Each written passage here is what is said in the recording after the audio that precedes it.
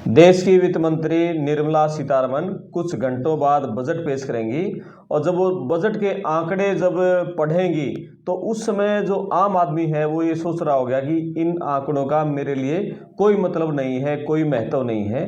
तो क्या ये जो आंकड़े हैं, ये जो बजट है, क्या ये सिर्फ अमीरों के लिए होता है या गरीब आदमी इस बजट के आंकड़ों से कितना प्रभावित होता है? मैं और आप जो मध्यम वर्ग है, जो निचला तबका है, उसका इस बजट पर कितना असर पड़ता है? बजट जिस दिन पेश होता है उसके अगले दिन अखबारों में पहले पेज पर राइट साइड लेफ्ट साइड दो कॉलम बने होते हैं कि ये चीज़ें महंगी हो गई हैं, ये चीज़ें सस्ती हो गई हैं, तो उनका क्या असर पड़ता है। सरकार की आमदनी बता देंगे, सरकार के खर्चे बता देंगे, कहाँ कहाँ से सरकार की आमदनी होगी। तो आज पूरे बजट की विस्तार से बातचीत करेंगे और सबसे पहले बातचीत हम यही जानने की कोशिश करेंगे कि जो देश का मध्यम वर्ग है, जो गरीब तबका है, निचला तबका है, उस अमीरों को छोड़कर उनके लिए बजट के क्या मायने हैं। और इस मुद्दे पर बातचीत करने के लिए हमारे साथ खास मेहमान हैं सीनियर अर्थशास्त्री प्रोफेसर ओपी गुप्ता जी। नमस्ते सर। नमस्कार। ठीक हो सर? हाँ जी। जी। निर्मला सीतारमण कुछ घंटे बाद बजट पेश करने जा रही हैं। आम आदमी के लिए इस बजट के क्या मायने हैं? वो ये सोचता है कि ये तो टैक्स का खेल है, टैक्स गरीब देता नहीं, अमीर लोग टैक्स देते हैं। तो आम आदमी इस टैक्स से क्या लेना देना उससे? देखिए करमपाल जी, जहाँ तक बजट का बात है, इस समाज का एक भी व्यक्ति ऐसा नहीं है जो बजट से प्रभावित ना होता हो। एक भी आदमी ऐसा एक भी आदमी ऐसा नहीं है जी। ना गरीब आदमी ऐसा है, ना अमीर आदमी ऐसा है। फॉर एग्जाम्पल मैं आपको, जैसे हम कई बार कहते हैं कि पेट्रोल डीजल के रेट बढ़ते हैं, मैं तो झोंपड़ी में रहता हूँ, मेरा पेट्रोल डीजल के रेट से कोई लेना देना नहीं। लेकिन हम खाने पीने की चीज़ें सारी की सारी जो यूज करते हैं, परचेज करते हैं, वो दुकानदार के पास भी तो कहीं से आती हैं जी। वो भी ट्रक में आती होंगी, ट्रैक्टर में आती होंगी या टेम्पो में आती होंगी। वहाँ डीजल यूज होता है, वहाँ पेट्रोल यूज होता है। जैसे ही उसके रेट बढ़ेंगे तो वो चीज़ें महंगी हो जाती हैं। तो वो चीज़ें जब महंगी हो जाएंगी तो उस आदमी को भी महंगी मिलेंगी। तो यानी जो उसका डीजल का और पेट्रोल का प्रयोग नहीं कर रहा, चीज़ों की महंगाई में योगदान के कारण उसके ऊपर भी असर होता है जी। इसी प्रकार से जैसे गरीब आदमी है, या मैं आपको एक आंकड़ा देता हूं कि हिंदुस्तान की जो नीचे की 50% पॉपुलेशन है, उनका जीएसटी जो देश की एक बहुत बड़ी स्कीम बन चुकी है जी। हालांकि कुछ लोग इसको स्कैम भी बोलते हैं। इस स्कीम में गवर्नमेंट को जितना रेवेन्यू मिलता है, देश की नीचे की 50% पॉपुलेशन का हिस्सा 64% है। यस। और जो अमीर आदमी हैं वो जीएसटी में मुश्किल से 5% कंट्रीब्यूट कर रहे हैं। ओ, अब आप देखिए, ये तो फिर और बाकी जो है वो मध्यम वर्ग है जो सिर्फ इस बात में खुश है। अब होता क्या है कि जो निम्न वर्ग है, गरीब वर्ग है, उसको तो कुछ ना कुछ वापस मिल जाता है। वापस कैसे मिल जाता है? सब्सिडाइज सिलेंडर मिल गया, या कोई जमीन का टुकड़ा मिल गया सब्सिडाइज्ड रेट पे, या डायरेक्ट बेनिफिट ट्रांसफर के अंतर्गत कोई उसको सहायता मिल गई, फ्री बिजली मिल गई, फ्री पानी मिल गया। लेकिन अमीर लोग क्या है, अमीर लोगों को सीधा बेनिफिट मिलता है। वो तो अपने जीएसटी की क्रेडिट, इनपुट क्रेडिट भी ले लेते हैं। यानी वो लोग टैक्स से भी कमाते हैं, बजट से भी कमाते हैं जी। मध्यम वर्ग की है जो ना तो नीचे जा सकता ना ऊपर जा सकता, जो इस बात में खुश रहता है कि मैं देश के विकास में योगदान दे रहा हूं। और वो योगदान देते देते ना अपने बच्चों को अच्छी तरह पढ़ा पा रहा है, ना अपने घर की किस्तें दे पा रहा है, और ना ही अपने घर के सदस्यों का अच्छी तरह से इलाज करवा पा रहा है। बिल्कुल। तो ये उसकी दुविधा है जी। और इसीलिए मिडिल वर्ग इतने टैक्सेस थोप रखे हैं, बिल्कुल, और तबाही की ओर है, बर्बादी की ओर है एक तरह से। और आपको एक और इंडिया के बारे में बताता हूँ कि इंडिया में टैक्सेज से जितनी इनकम होती है सरकार को, इंडिविजुअल जो टैक्स पेयर्स हैं व्यक्तिगत कर से वो ज़्यादा है, और जो उद्योग जगत से इनकम हो रही, कारपोरेट टैक्स जिसको बोलते हो, वो कम है। ओके, इंडिविजुअल से ज़्यादा है, इंडिविजुअल से कलेक्शन ज़्यादा है। तो ये चश्मा कैसे चढ़ा रखा है सरकार ने फिर लोगों के ऊपर? यही तो कमाल होता है बजट का। इंडिविजुअल कहने को हमारे देश में मेरे ख्याल से, अगर मैं इनकम टैक्स डिपार्टमेंट के डेटाज की बात करूं, तो पिछली बार लगभग 8 करोड़ ITR फाइल हुई हैं 140 करोड़ लोगों की पॉपुलेशन में। लेकिन इन 8 करोड़ ITR फाइल करने वालों में से भी जो एक्चुअल टैक्स पेयर हैं वो शायद 2-2.25 करोड़ से ज़्यादा नहीं, यानी जिनकी जेब से पैसा गया है इनकम टैक्स के रूप में जो गया है। तो ये स्थिति है बिल्कुल टैक्स की। भारत का बजट लगभग इस बार मैं ये मान के चलता हूँ कि 50 लाख करोड़ को पार कर जाएगा। 50 लाख करोड़। और ये आएगा कहाँ से इतना पैसा सर? अब देखिए इसमें क्या है कि कुछ तो आप ये मान के चलो कि GST से, GST की कलेक्शन आपकी लगभग 1.25 लाख करोड़ रुपए प्रति माह को क्रॉस कर गई है जी। तो आप ये मान के चलो कि लगभग आपका 21-22 करोड़ रुपए, 22 लाख करोड़ रुपए आपके एक साल में GST से आ जाए जी। पिछली बार इनकम टैक्स से, यानी इंडिविजुअल जो टैक्स पेयर हैं उनसे 12 लाख करोड़ रुपए के आसपास टैक्स कलेक्ट हुआ था। कारपोरेट से 10,80,000 करोड़ रुपए के आसपास टैक्स कलेक्ट हुआ था। बाकी गवर्नमेंट डेफिसिट फाइनेंसिंग से या दूसरे टैक्सेज से भी कुछ कलेक्ट होता है जी, ठीक है ना जी। तो ये कुल मिला के इस प्रकार से पैसा हमारे पास आता है। अब इस पैसे में से गवर्नमेंट को जो खर्च करना होता है, अब खर्च करने के लिए मैं आपको बता देता हूं कि पिछली बार लगभग 11 लाख करोड़ रुपए के आसपास गवर्नमेंट ने जितना उधार लिया हुआ है जी, उसके ऊपर ब्याज के रूप में पैसा जाता है। ओह, सिर्फ जो उधार है, यस, वर्ल्ड बैंक या दूसरे और देशों से सारा उधार जी, जो हमारा आप ये कह सकते हो कि एट प्रेजेंट 200 लाख करोड़ से ज़्यादा है। उस उधार पे जो भी टैक्स इंटरेस्ट देना पड़ता है वो पिछले साल 11 लाख करोड़ रुपए के आसपास था। इस साल मुझे उम्मीद है कि वो बढ़ेगा ही।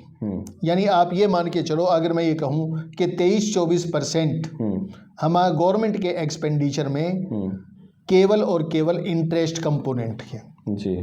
उसके बाद फिर सैलरी है, पेंशन है, सब्सिडीज हैं, उनके ऊपर खर्च होता है, फिर आपके इंफ्रास्ट्रक्चर्स के ऊपर खर्च होता है। तो इस प्रकार से ये पैसा आना जाना लगा रहता है।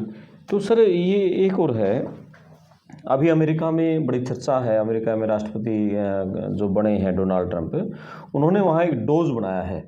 विवेक रामास्वामी भी थे भारतीय मूल के, उससे हट गए एलन मस्क की अगुवाई में डिपार्टमेंट ऑफ गवर्नमेंट एफिशिएंसी जी, सरकार की गुणवत्ता। उसमें उनका मेन काम ये, उनको भी सरकार के जो खर्चे हैं वो कम करने। इसी तरह का इस हिसाब से इंडिया को भी जरूरत है। बिल्कुल ज़रूरत है। हमारे जितने भी अनप्रोडक्टिव खर्चे हैं, जिनकी कोई प्रोडक्टिविटी नहीं है लेकिन फिर भी हम करते हैं, उन खर्चों को कम करना चाहिए। जहाँ ज़रूरत नहीं है वहाँ भी खर्च हो रहे हैं, उनके ऊपर 100% कंट्रोल होना चाहिए। और ख़ासकर जो सरकारी खर्चे हैं, सरकारी जो पूरे देश भर के विधायक सांसदों के ऊपर जो इतने खर्चे हो रहे हैं, बिल्कुल उनके ऊपर कुछ ना कुछ कंट्रोल होना चाहिए। तभी निश्चित रूप से कंट्रोल होना चाहिए। जी, तभी मुझे लग रहा है कि ये देश की हम जो विकसित भारत की जो बातें कही जा रही हैं, कलाम साहब का भी सपना था, यहाँ भी अब सरकार बातें कर रही है, वो तभी होंगे जब सरकार के भी खर्चे कुछ कंट्रोल में आएंगे। देखिए, विकसित भारत का जो कंसेप्ट है, विकसित भारत के कंसेप्ट के लिए मैंने एक वीडियो में आपसे बात करते हुए चर्चा के दौरान बताया था कि हमें जो आंकड़े दिए जा रहे हैं वो सिर्फ संगठित क्षेत्र के, यानी 6% 7% लोगों के हैं। 8% लगा लो आप, ज़्यादा करो 10% लगा लो, 90% का तो जिक्र ही नहीं हो रहा जी। जो ग्रोथ रेट हमें दिखाई देती है या जो बताई जा रही है कि देश की 6.4% ग्रोथ रेट जी है, जो कि पिछले साल 8.2% थी, यानी 1.8% तो आपकी वैसे ही कम आ गई जी। और ये बहुत बड़ी फिगर है। बिल्कुल। अगर हम असंगठित क्षेत्र को इंक्लूड कर दें तो मुझे नहीं लगता कि ये हमारी ग्रोथ रेट 3% से ज़्यादा जा पाएगी। 3-3.5% के ऊपर आकर टिक जाएगी जी। तो विकसित भारत के लिए हमें कम से कम 8 से 10% ग्रोथ रेट की जरूरत, 10% ग्रोथ रेट की जरूरत। तो कैसे बढ़ाएं इसको, क्या करना चाहिए सरकार को? देखिए, ग्रोथ रेट बढ़ाने के लिए हमें अपनी इकोनॉमी की नेचर को समझना पड़ेगा। हिंदुस्तान की इकोनॉमी बेसिकली कंजम्पशन इकोनॉमी, उपभोग की इकोनॉमी जी। तो उपभोग, लोग ज़्यादा उपभोग कर पाएं ऐसी व्यवस्था बनानी पड़ेगी। जिस मिडिल क्लास की बात आप कर रहे थे, आप जरा एक मार्केट में सर्वे कीजिए और मार्केट में सर्वे करके एक चीज़ का पता कीजिए कि जो मिडिल क्लास है वो जो खरीदारी करती थी, मुझे ध्यान है कि हमारे घर में या आपके घर में भी कभी मान लो आपने सरसों का ही तेल लाना होता था तो हम 5 लीटर की केनी लेके आते थे, 5 लीटर की पैकिंग लेके आते थे। अब आज के समय में मिडिल क्लास कितनी पैकिंग खरीद रही है? क्या वो वही 5 लीटर की खरीद रही है? आधा लीटर या उससे नीचे आ गई, 1 लीटर 2 लीटर, या हो सकता है उससे भी नीचे आ गई आधा लीटर और पाइया, आधा लीटर पाइया, अब जो मर्जी कहिए। जब उसमें चेंज आएगा, इसका मतलब क्या है? इसका मतलब ये है कि कंजम्पशन करने के लिए, उपभोग करने के लिए लोगों के पास पर्याप्त मात्रा में पैसा नहीं जी। तो करना क्या पड़ेगा कि हमें लोगों के हाथों में परचेजिंग पावर देनी पड़ेगी जी। और परचेजिंग पावर देने के लिए क्या करना पड़ेगा?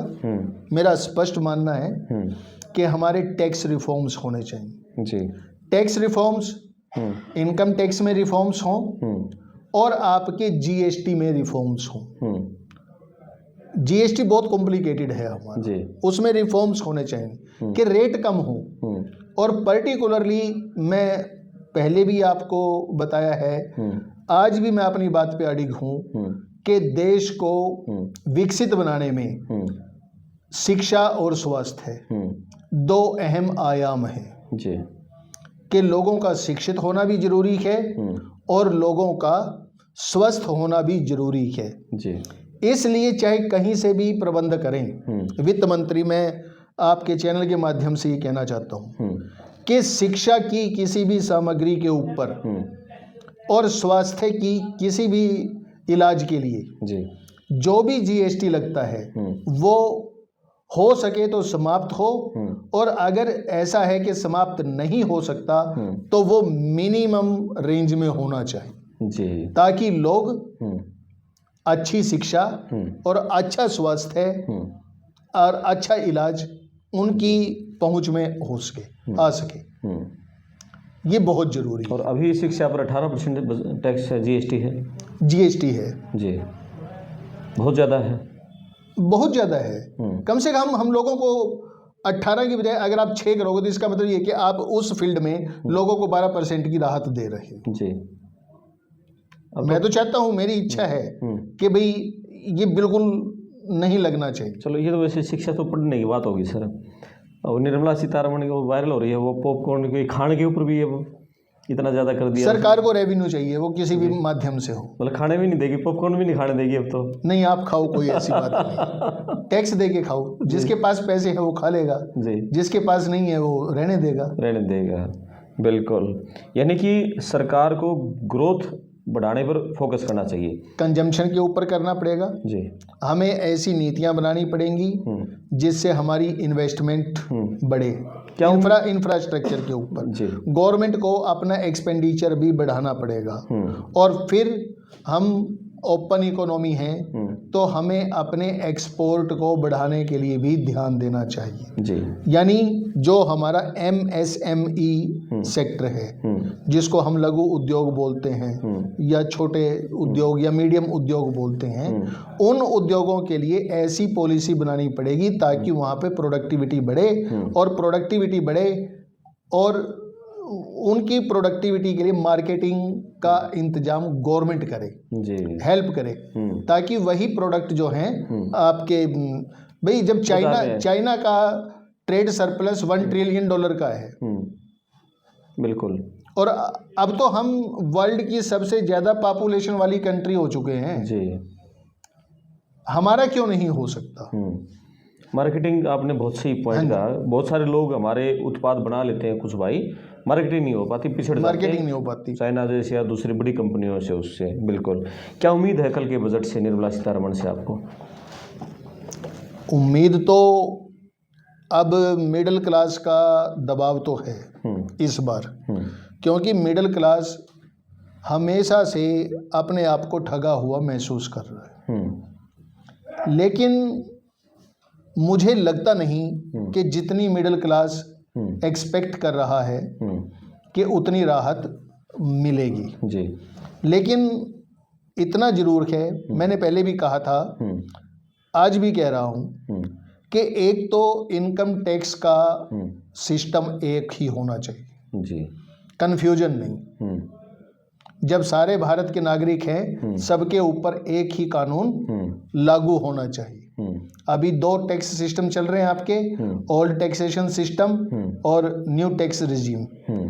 अब ओल्ड टैक्स रिजीम समाप्त हो जाएगा इस साल से, लेकिन मुझे पता नहीं क्यों लग रहा है कि उसको खत्म करके लोगों में कंफ्यूजन पैदा करने के लिए एक नया टैक्सेशन सिस्टम दे सकते हैं, जो कि नहीं होना चाहिए सबके लिए, और सबके लिए एक हो और टैक्स सिंप्लीफाइड हो जी, टैक्स सिंप्लीफाइड हो, और मिडिल क्लास के हाथ में जितना ज़्यादा पैसा आएगा।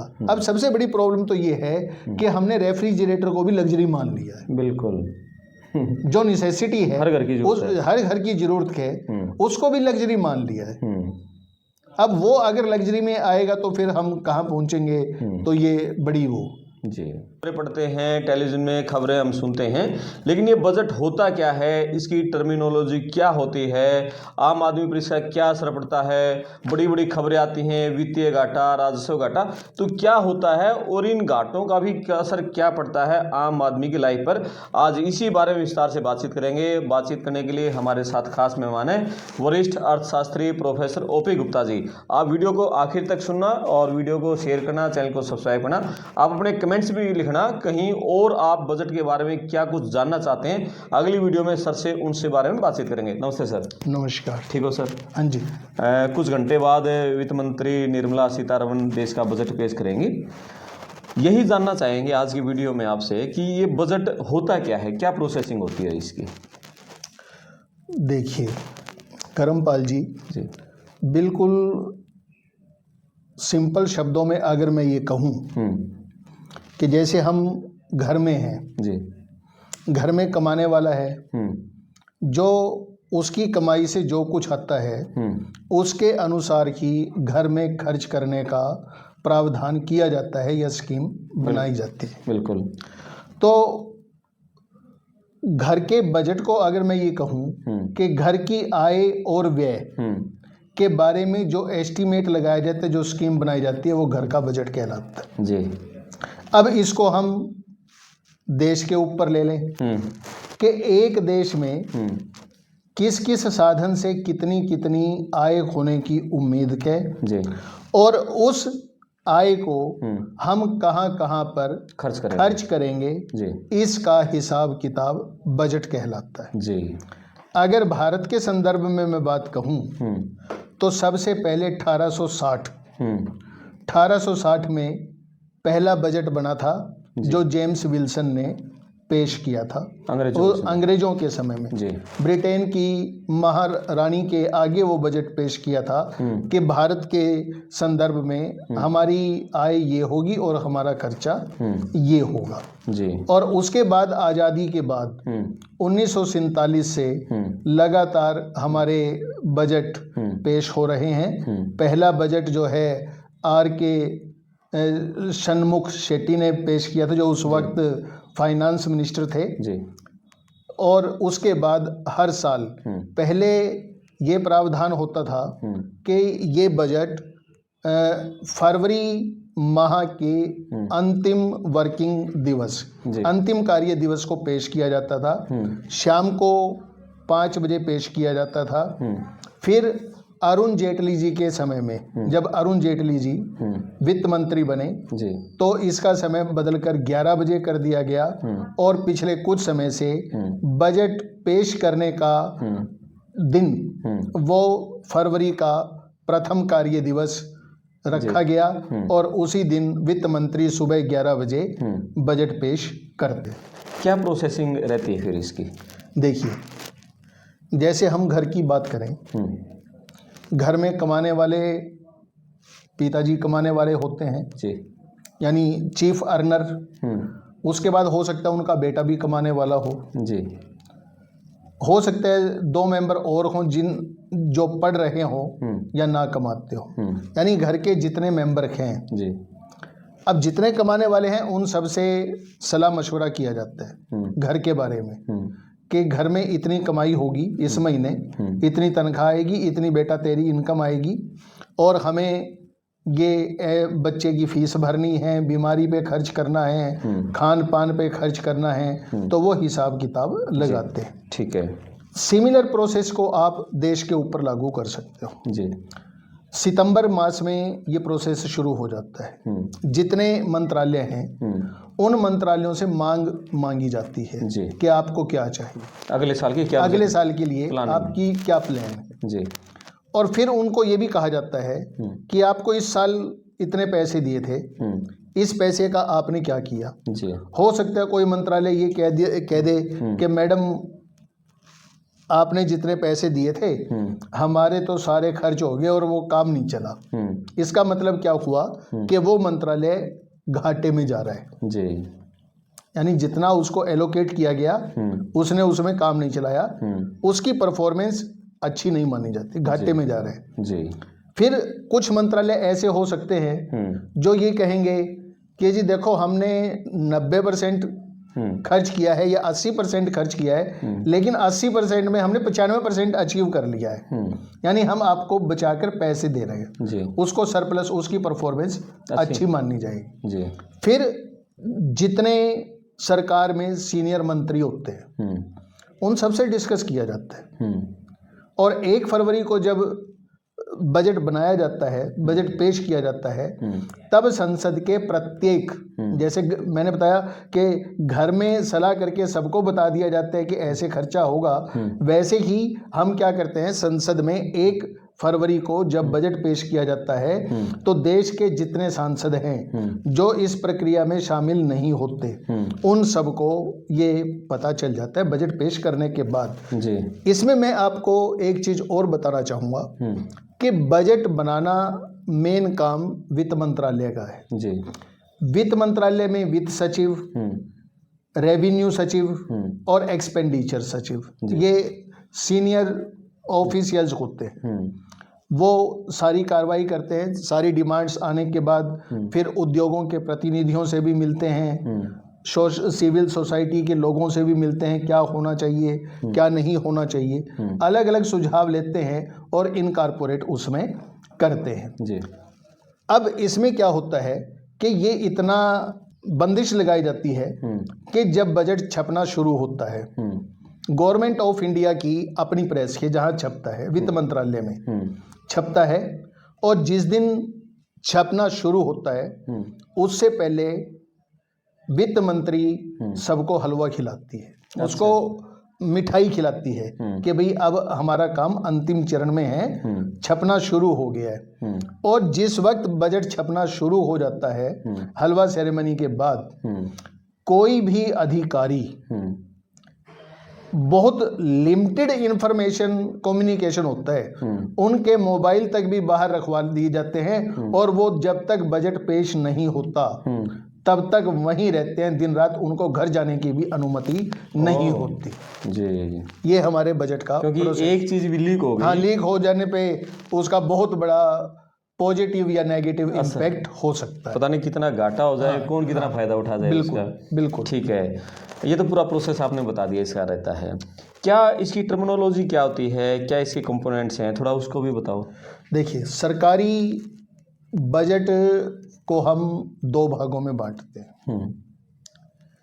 एक भाग को हम रेवेन्यू बजट कहते हैं। रेवेन्यू का मतलब होता है आय जी, और दूसरा होता है हमारा पूंजीगत बजट, कैपिटल बजट जी। अब इन दोनों में क्या है, जब रेवेन्यू बजट की हम बात करते हैं तो हम रेवेन्यू बजट में ये देखते हैं कि आय कहाँ कहाँ से आ रही है जी, इनकम के सोर्सेज क्या क्या है, सरकार की आमदनी, रिसीट्स इसको बोलते हैं, प्राप्तियां, सरकार को कहाँ कहाँ से प्राप्तियां हो रही हैं। और फिर हम गवर्नमेंट के रेवेन्यू एक्सपेंडिचर की बात करेंगे, क्योंकि गवर्नमेंट अपनी आय को खर्च भी तो करती है जी, ठीक है ना। जब हम रेवेन्यू की रिसीट की बात करते हैं तो दो तरीके से हमारे पास पैसा आता है जी। एक तो हमारे डायरेक्ट टैक्सेस हैं। डायरेक्ट टैक्सेस में आपके इनकम टैक्स हो गया, आपका कारपोरेट टैक्स हो गया, आपका वेल्थ टैक्स है, गिफ्ट टैक्स है, स्टाम्प ड्यूटी है। ये वो टैक्स हैं जिनका असर केवल उसी व्यक्ति पर पड़ता है जिनके ऊपर लगता है, हम दूसरे पे शिफ्ट नहीं कर सकते जी। जैसे मेरी अगर इनकम है, मैं अपनी इनकम को दूसरे पे शिफ्ट नहीं कर सकता, उस टैक्स को मुझे ही पे करना पड़ेगा जी। तो एक तो ये हो गया। दूसरे हमारे जो हैं इनडायरेक्ट टैक्सेस हैं। इनडायरेक्ट टैक्सेस में आपका एक्साइज ड्यूटी है, कस्टम ड्यूटी है, आपका जीएसटी है। अब जीएसटी में क्या है, जो उसको हम शिफ्ट कर सकते हैं। मान लो एक दुकानदार है, वो माल लेके आया, उसने जीएसटी दिया, जब वो सामान बेचेगा उस जीएसटी को ग्राहक के ऊपर शिफ्ट कर देगा जी। तो ये तो हमारी रेवेन्यू रिसीट्स हो गई। इसी तरह हमारी रेवेन्यू एक्सपेंडिचर के गवर्नमेंट को जो आय हो रही है, उस आय को गवर्नमेंट कहाँ कहाँ पर खर्च करती है। अब गवर्नमेंट का खर्चा कहाँ पर होगा, दो प्रकार का खर्चा हो सकता है। एक तो हमारी प्लैंड एक्सपेंडिचर हो सकता है। प्लैंड एक्सपेंडिचर का मतलब ये है कि पंचवर्षीय योजनाओं में हमने जो जो ऑब्जेक्टिव बनाए हैं जी, उन ऑब्जेक्टिव्स को मीट आउट करने के लिए हम अपना खर्चा कैसे करें जी। दूसरा हमारा नॉन प्लान एक्सपेंडिचर है जी। नॉन प्लान एक्सपेंडिचर में क्या है, जिसकी कोई योजना नहीं बनाई जाती। जैसे आपने सब्सिडी देनी है, मान लो गैस सिलेंडर के ऊपर आपने अनाउंस कर दिया गवर्नमेंट ने कि इस इनकम लेवल से कम के लोगों को हम सब्सिडाइज्ड गैस सिलेंडर देंगे या फ्री में बिजली देंगे, फ्री में पानी देंगे, तो वो खर्चा जो होगा वो आपका नॉन प्लान एक्सपेंडिचर में आ जाएगा जी। फिर इंटरेस्ट पेमेंट है कि हमें कितना जो उधार लिया हुआ है उस उधार के ऊपर भी हमें पेमेंट देनी पड़ती है, या आप पेंशन है, पेंशनर्स को पेंशन देनी पड़ती है, वो सारी की सारी हमारी क्या आ जाएगी, वो हमारी इसमें आ जाएगी जी। ठीक है जी। फिर जो हम कैपिटल एक्सपेंडिचर की तरफ जाएंगे, कैपिटल बजट की तरफ जाएं, तो कैपिटल बजट में भी हमारे यही दो कंपोनेंट हैं कि कैपिटल में हमारी रिसीट्स भी हैं और कैपिटल एक्सपेंडिचर भी है।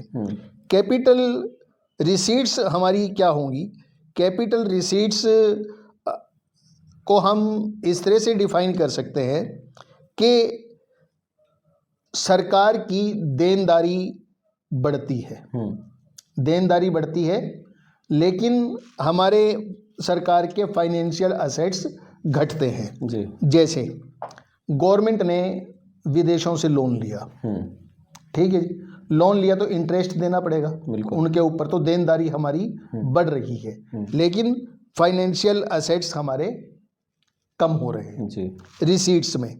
फिर इसमें क्या हो सकता है, जितनी भी आपकी पोस्ट ऑफिस की सेविंग है, आपके एनएससी हैं, आपके किसान विकास पत्र हैं, या आपकी हम डिस इन्वेस्टमेंट करते हैं पीएसयू में, वो भी रिसीट है, वो पूंजीगत रिसीट है। कि पीएसयू का मतलब ये है कि जो सरकारी कंपनियां हैं, अगर सरकार को घाटा होता है और सरकार ये चाहती है कि हमें कहीं से उधार नहीं मिलता, हम अपना हिस्सा बेचकर कुछ पैसा जुटा लें, तो उसको हम डिस इन्वेस्टमेंट बोलते हैं, अनिवेश बोलते हैं। ठीक है जी। अब कैपिटल एक्सपेंडिचर में हमें क्या करना पड़ेगा, जितना हमारा इंफ्रास्ट्रक्चर के ऊपर खर्चा होता है, आपने नई रोड बनानी है, नए एरोप्लेन बनाने हैं, नई वंदे भारत एक्सप्रेस चलानी है, या आपको बुलेट ट्रेन चलानी है, ठीक है जी, जितने आप ये कहो कि किसी प्रोजेक्ट के लिए मेडिकल कॉलेजेस बनाने हैं, या लैंड परचेज करनी है किसी प्रोजेक्ट के लिए, वो सारे के सारे क्या होंगे, वो आपके कैपिटल एक्सपेंडिचर होंगे। कैपिटल एक्सपेंडिचर में रिसीट का उल्टा होगा, वहाँ हमारी लायबिलिटीज बढ़ती थी और फाइनेंशियल असेट्स कम होते थे। यहाँ पर क्या होगा, हमारी लायबिलिटीज घटेंगी और फाइनेंशियल असेट्स बढ़े। ये इसके कंपोनेंट हो गए सर। हाँ जी। रेवेन्यू डेफिसिट क्या होता है और फिस्कल डेफिसिट ये अलग से हैं? ये अलग से हैं जी। देखिए, बजट 3 प्रकार के हो सकते हैं। एक बजट हो सकता है आपका जिसको हम बैलेंस्ड बजट कहते हैं। बैलेंस्ड बजट का मतलब ये है कि सरकार की जितनी आय होती है सरकार उतना ही खर्चा करती है जी, यानी अपने संसाधनों में अपनी जरूरतें पूरी करती जी, उसको हम बैलेंस्ड बजट कहते हैं, संतुलित बजट कहते हैं। दूसरी संभावना ये हो सकती है कि सरकार की आय ज़्यादा हो और खर्चा कम हो जी, यानी कुछ बचत हो, उसको हम सरप्लस बजट कहेंगे जी। और तीसरी संभावना जो बनती है कि आमदनी 98 खर्चा रुपया जी, कि मेरी इनकम कम है लेकिन मैं खर्च ज़्यादा कर रहा हूँ जी, तो उसको हम घाटे का बजट कहेंगे जी। और आम तौर पे इंडिया में बहुत लंबे समय से घाटे के बजट ही चल रहे हैं जी। इसका मेन कारण क्या है सर, जो घाटे का बजट के लंबे समय से चल रहा है? क्यों कोई भी सरकार, कोई भी मंत्री क्यों नहीं इसको सुधार पाए? नहीं, घाटे के बजट के कुछ कारण हैं। देखिए, डेवलपिंग नेशंस में सरकार को लोगों की ज़रूरतों को पूरा करना होता है, इंफ्रास्ट्रक्चर की ज़रूरतों को पूरा करना होता है, और उसके कंपैरिजन में संसाधन हमारे डोमेस्टिक जो घरेलू संसाधन हैं उतने नहीं होते, आय के संसाधन उतने नहीं होते, इसलिए हमें विदेशों से लोन लेना पड़ता है जी। तो या आरबीआई से भी गवर्नमेंट को इंटरनली लोन लेना पड़ता है, तो वो घाटे के बजट में ही जाता है, यानी खर्चा ज़्यादा करना पड़ता है और आय कम होती है जी। एक वित्तीय घाटा, एक राजस्व घाटा जी। राजस्व घाटा सरकार को आय में कमी, राजस्व घाटा मतलब दोनों का मतलब बता देता हूँ। मैंने आपको बताया था कि रेवेन्यू बजट में कि सरकार की आय की प्राप्तियां कहाँ से होंगी और सरकार का खर्चा कहाँ पर होगा, उन दोनों का जो डिफरेंस होता है, रेवेन्यू एक्सपेंडिचर और रेवेन्यू इनकम जी, अगर उन दोनों का जो डिफरेंस है, यानी सरकार जितना खर्चा कर रही है और जितनी सरकार को आय हो रही है, उसका जो डिफरेंस है उसको हम रेवेन्यू डेफिसिट बोलते हैं जी।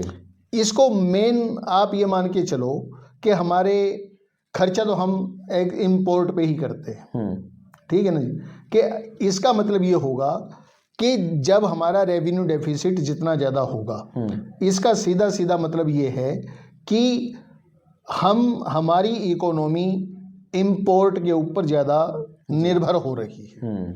हम दूसरे देशों पर हमारी निर्भरता बढ़ती जा रही है, हम ये कह सकते हैं। फिस्कल डेफिसिट की जहाँ तक बात है, फिस्कल डेफिसिट में क्या होगा, फिस्कल डेफिसिट में हमारा जो टोटल एक्सपेंडिचर है, चाहे वो रेवेन्यू एक्सपेंडिचर है चाहे हमारा कैपिटल एक्सपेंडिचर है, उस टोटल एक्सपेंडिचर में से जितनी रेवेन्यू रिसीट्स हैं उन रेवेन्यू रिसीट्स को घटा देते हैं और उसमें नॉन डेट जो क्रिएटिंग कैपिटल रिसीट्स हैं वो हम जैसे डिसइन्वेस्टमेंट से है वो हम जमा कर देते हैं, तो वो हमारा फिस्कल डेफिसिट हो। अब फिस्कल डेफिसिट किसी भी देश में ये माना जाता है कि 3 से 4% तक ठीक ठाक है, मतलब इससे कम होना चाहिए, इससे ज़्यादा नहीं होना चाहिए। लास्ट ईयर हमारा 4.9% था, ज़्यादा था। इस बार कोशिश कर रही है सरकार कि इसको 4.4 तक लाया जाए, ठीक है नहीं। अब फिस्कल डेफिसिट से क्या होगा, फिस्कल डेफिसिट का मतलब ये है कि वर्ल्ड के अंदर हमारी क्रेडिबिलिटी कितनी है, रेटिंग कितनी है, हमारी इकोनॉमी की रेटिंग कितनी है, उसका पता चलता है। और जिस देश में जितना ज़्यादा फिस्कल डेफिसिट होगा वहाँ से विदेशी निवेशक उतना ही जल्दी भागना शुरू कर देते हैं जी। ये इसका इम्पैक्ट होता है। जैसे अपने यहाँ से भाग रहे हैं अभी, वो तो तात्कालिक कारण है, पिछले कुछ वो तात्कालिक कारण है जी। वो तात्कालिक कारण ये है कि हमारा रुपया गिर रहा है जी डॉलर के मुकाबले, तो विदेशी जो लोग हैं उनको तो ये ना जहाँ पे रिटर्न ज़्यादा मिलेगी वहाँ पर भागेंगे। बिल्कुल, अब वहाँ रिटर्न ज़्यादा मिलेगी, वहाँ ज़्यादा रिटर्न मिलेगी तो वहाँ भागेंगे जी। डिसइन्वेस्टमेंट और इन्फ्लेशन के बारे में थोड़ा प्रकाश डालो। डिसइन्वेस्टमेंट के बारे में मैंने आपको बताया कि जो सरकार के संस्थान हैं, सरकारी कंपनियां कह लीजिए आप, जैसे आपकी भेल हो गई, LIC है या ONGC है, सरकार को जब पैसे की ज़रूरत होती है तो सरकार इनका कुछ प्रतिशत हिस्सा शेयर मार्केट में ठीक है लेके आती है और उसके बदले में सरकार को जितने पैसे मिलते हैं जी वो डिसइन्वेस्टमेंट से प्राप्त आय कहलाता। ठीक है। और इन्फ्लेशन का मतलब ये है जब किसी सोसाइटी के अंदर वस्तुओं की कीमतें लगातार बढ़ती जाएं उसको हम इन्फ्लेशन कहते हैं जी। इन्फ्लेशन का असर ये होता है कि व्यक्ति की जो रियल इनकम है, वास्तविक आय, वो कम होती जाती है, करेंसी की वैल्यू कम होती जाती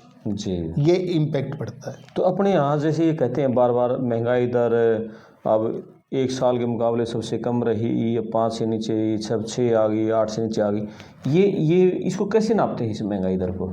महंगाई दर को मापने के लिए हम कंज्यूमर प्राइस इंडेक्स देखते हैं। जब हम ये कहते हैं कि 1 साल में कम है तो हम पिछले साल से कंपैरिजन करते हैं जी, ठीक है ना, ईयर टू ईयर। हम मंथ टू मंथ भी करते हैं कि पिछले साल जुलाई के महीने में महंगाई दर क्या थी, इस साल महंगाई दर क्या है जी, तो इस तरह से कंपैरिजन करते हैं। बिल्कुल। बजट पर हम सर लगातार चर्चा करेंगे। जिन लोगों का इकोनॉमिक्स से वास्ता कम है, बहुत सारी बातें इनको ये फिस्कल डेफिसिट, रेवेन्यू की, डिसइन्वेस्टमेंट की सिर से ऊपर से भी गई होंगी, लेकिन बहुत सारे लोगों ने शायद पहली बार इतनी आसान भाषा में बजट के बारे में बहुत कुछ सीखा होगा, समझा होगा, सुना होगा।